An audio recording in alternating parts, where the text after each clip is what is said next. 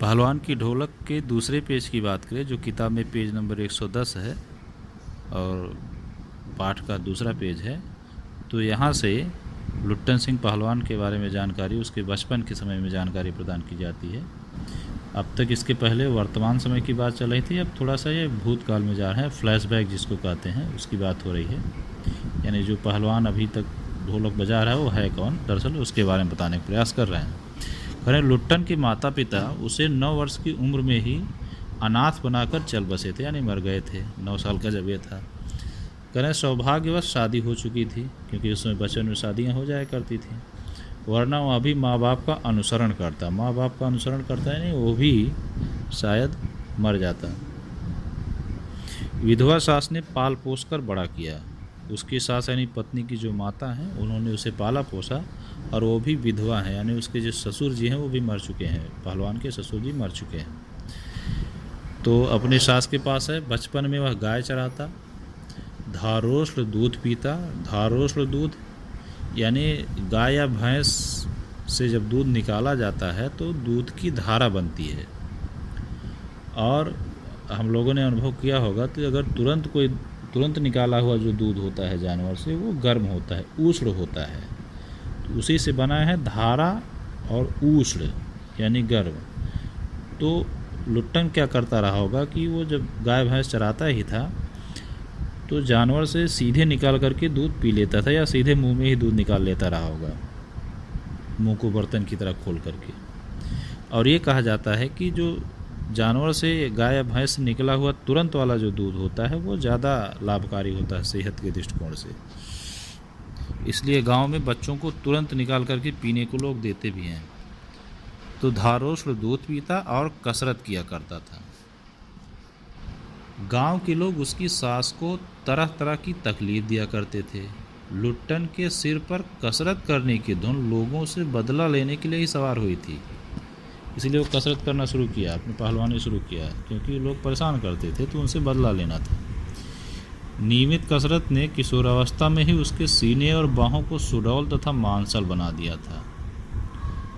जवानी में कदम रखते ही वह गांव में सबसे अच्छा पहलवान समझा जाने लगा, क्योंकि उसने मेहनत किया। लोग उससे डरने लगे, शक्तिशाली से वैसे भी लोग डरते हैं। वह दोनों हाथों को दोनों ओर 45 डिग्री की दूरी पर फैलाकर पहलवानों की भांति चलने लगा। वह कुश्ती भी लड़ता था, शरीर से मोटा तगड़ा था, सब डरने लगे तो बाँह दोनों ओर फैला करके चलता था अपने धौंस जमाने के उद्देश्य से। ये तो हुआ उसके बचपन की बात। आगे थोड़ा और बड़ा हुआ तो क्या हुआ, एक बार वह दंगल देखने श्यामनगर मेला गया। दंगल हम लोग जानते हैं जहाँ कुश्ती होती है, पहलवान लोग लड़ते हैं, उसको दंगल कहा जाता है। श्यामनगर मेला गया। पहलवानों की कुश्ती और दांव पेच देखकर उससे रहा नहीं गया। जवानी की मस्ती और ढोल की ललकारती हुई आवाज़ ने उसकी नसों में बिजली उत्पन्न कर दी। उसने बिना कुछ सोचे समझे दंगल में शेर के बच्चे को चुनौती दे दी। अब ये शेर का बच्चा कौन है उसके बारे में आगे बता रहा है लेखक। शेर के बच्चे का असली नाम चांद सिंह था। वह अपने गुरु पहलवान बादल सिंह के साथ पंजाब से पहले पहल श्यामनगर के मेले में आया था। सुंदर जवान, अंग प्रत्यंग से सुंदरता टपकती पड़ती थी। 3 दिनों में पंजाबी और पठान पहलवानों के गिरोह के अपनी जोड़ी और उम्र के सभी पट्ठों को पछाड़कर, पट्ठों मतलब पहलवान को पछाड़कर यानी हरा करके उसने शेर की बच्ची की टाइटल प्राप्त कर ली थी। लोग उसे शेर का बच्चा कहने लगे थे, क्योंकि सबको हरा दिया था जो भी वहाँ लड़ने के लिए इधर उधर से लोग आए थे।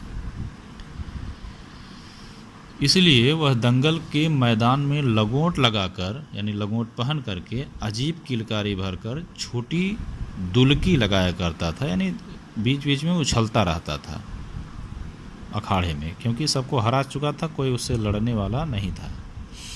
देसी नौजवान पहलवान उससे लड़ने की कल्पना से भी घबराते थे। जो आसपास के नौजवान थे, थोड़ा बहुत पहलवान भी थे, पहलवानी सीखते थे लुट्टन की तरह, वो सब हिम्मत नहीं जुटा पा रहे थे उससे लड़ें। अपनी टाइटल को सत्य प्रमाणित करने के लिए ही चांद सिंह बीच बीच में दहाड़ता फिरता था, गरज पड़ता था, जैसे शेर गरजता है। अब उसे शेर का बच्चा कहा गया, तो शेर का बच्चा जैसा गरजने का प्रयास भी कर रहा है। श्यामनगर के दंगल और शिकार प्रिय वृद्ध राजा साहब उसे दरबार में रखने की बात ही कर रहे थे कि लुट्टन ने शेर के बच्चे को चुनौती दे दी। लुट्टन ने उससे लड़ने की चुनौती दे दी। अब हमें यहाँ ध्यान रखना है कि श्यामनगर रियासत है, वो जगह है जहाँ पे मेला लगा है। वहाँ के राजा साहब जो वृद्ध हो चुके हैं और वो दंगल और शिकार उनका प्रिय शगल रहा है, यानी दंगल और शिकार बड़ा पसंद करते थे। ये चीज़ ध्यान रखिएगा, अभी आगे ये काम का आएगा, क्योंकि ये बूढ़े राजा हैं, उनकी क्या सोच है, उनकी क्या पसंद है, और बाद में जो राजा आएंगे उनकी पसंद में अंतर दिखेगा। और वो चांद सिंह को अपने दरबार में रखना चाह रहे थे, क्योंकि ऐसे लोगों को राज रियासत के लोग अपने यहाँ रखते थे। लेकिन तब तक इसने चुनौती दे दी है लुट्टन ने। सम्मान प्राप्त चांद सिंह पहले तो किंचित शायद सम्मान उसे मिल चुका है, शेर का बच्चे की टाइटल प्राप्त हो चुकी है, इसलिए सम्मान प्राप्त चांद सिंह है। उसकी स्पर्धा पर मुस्कराया, फिर बाज की तरह उस पर टूट पड़ा। बाज एक पक्षी होता है जो दूसरे पक्षी पर को पकड़ने के लिए, उसको मारने के लिए टूट पड़ता है। तो यहाँ भी चांद सिंह लुट्टन पर आक्रमण कर दिया, लेकिन उसके पहले वो कह रहे हैं शायद उसकी स्पर्धा पर मुस्कराया। उसने देखा होगा कि ये छोटा सा लड़ाका आया है हमसे लड़ने, तो उसकी एक प्रकार से भोलेपन पर मुस्कराया है। लेकिन अब लड़ने आ गया तो लड़ने के लिए चांद सिंह तैयार हो गया। शांत दर्शकों की भीड़ में खलबली मच गई। अब तक कोई लड़ नहीं रहा था, इसलिए दर्शक लोग शांत थे जो आसपास थे। लेकिन अब कोई लड़ने के लिए आ गया तो लोग खलबलाहट मच गई। पागल है, पागल, मरा ए मरा मरा, परवाह रे बहादुर। लुट्टन बड़ी सफाई से आक्रमण को संभाल कर निकल कर उठ खड़ा हुआ और पैंतरा दिखाने लगा।